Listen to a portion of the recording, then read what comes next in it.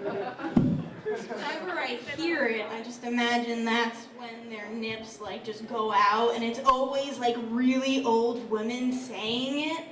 It's gross. Please welcome our last comedian, Jack Dahlin.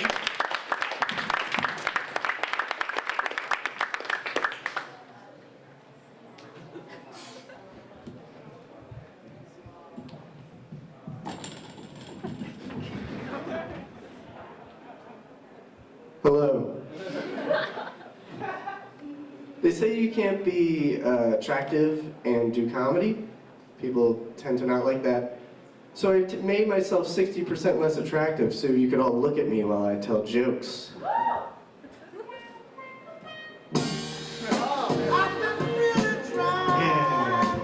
60%. And it's coming back up. Cut it. Thanks, Jack. What do I got? 60% less attractive to do stand-up. I'm pretty much the Thomas O'Malley of stand-up comedians.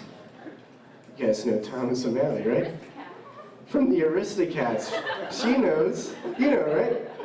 Abraham DeLacy, Giuseppe Casey. Thomas O'Malley. O'Malley the Alley Cat. I love the Aristocats. It's my favorite.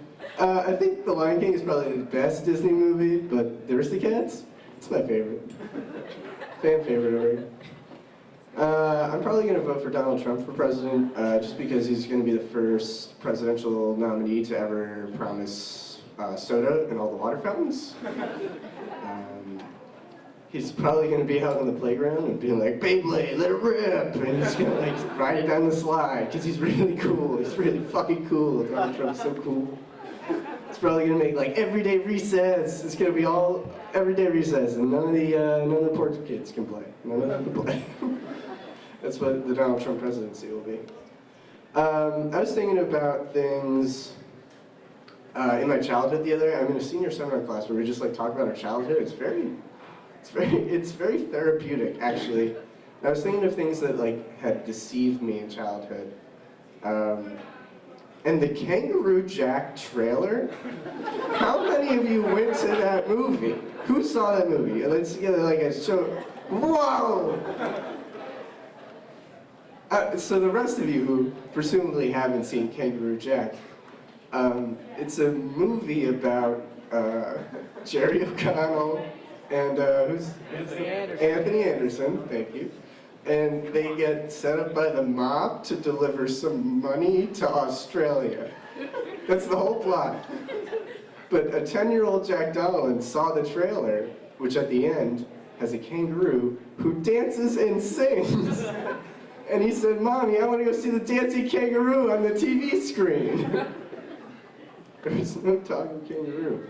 You know what it was? It was Christopher Walken yelling at a bunch of no-name actors at the time to pick up some money. It's like the most deceptive thing since FDR tricked an entire nation that he could stand. We had a president who couldn't stand up, and no one knew. It's like FDR is the Kangaroo Jack of presidents. You know what movie I will stand behind from my childhood? Scooby-Doo, the live-action movie. Because Scooby-Doo, the live-action movie, promised a talking animated dog, and it delivered. Who cared about the plot to Scooby-Doo? There's a talking animated dog. The movie's great. What else do I got? Oh, the other movie I still love from childhood is 1997's Mouse Hunt with Nathan Lane. Yeah, Jack Warner loves Mouse Hunt. Okay, from the trailer, you guys would know it's about a mouse who runs around a house. It was 1997, and Nathan Lane, I guess, was really hot at the time and had to like get this mouse out of his this creaky old house. And they went through a ton of wacky ways to get it. Mouse Hunt was just a ripoff of Home Alone, except Macaulay Culkin was replaced by a mouse. Macaulay Culkin was too hard to work with, so they got an animated mouse. Christopher Walken is also in Mouse Hunt. Just so you guys know. Also, a fun fact about Mouse Hunt, the mouse, the titular mouse, does not appear in the movie for the first 25 minutes. The movie's called Mouse Hunt. You think he showed up? It's like a classic horror movie. The mouse isn't seen on screen till the very end. It's like Jaws. I was in a real emotional and stressful place this weekend, so I decided to write a poem. Excuse me.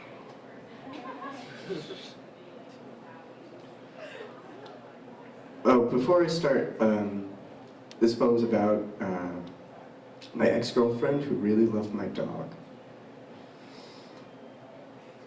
Something I should tell you first. My dog is named Stitch. He's a West Highland White Terrier.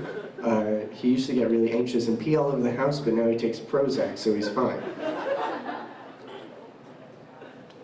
Okay, for the context of the poem, because you're gonna have to know this later on. My ex-girlfriend, she used to do this thing, you know, when there's not enough peanut butter left in the jar, and like there's just like streaks of peanut butter at the bottom of the jar, and you stick your knife all the way down in there to like try to get the last bit of. Does this make sense? You know? Try to get the last bit, but when you stick it all the way in there, you get the peanut butter on the side of the handle, and then you put the handle back, and whenever I go to make a PB&J, I grab it, and then I get peanut butter on my hand. Just so you guys know, for the context of the poem, it'll be very important. Just so you know, my dog Stitch loves peanut butter. That should be clear. Everyone, oh, and so the ex-girlfriend, she's currently living in Florida, which you might think is a weird place for a 22-year-old to be living, but she's got an internship at NASA, which is very exciting, so no hard feelings. It's important later on, there will be metaphors that you have to understand. Also, my mom's name is Christine. Also, are you familiar with Oedipus? Oh, last thing. My dog loves to lick people. He's a dog.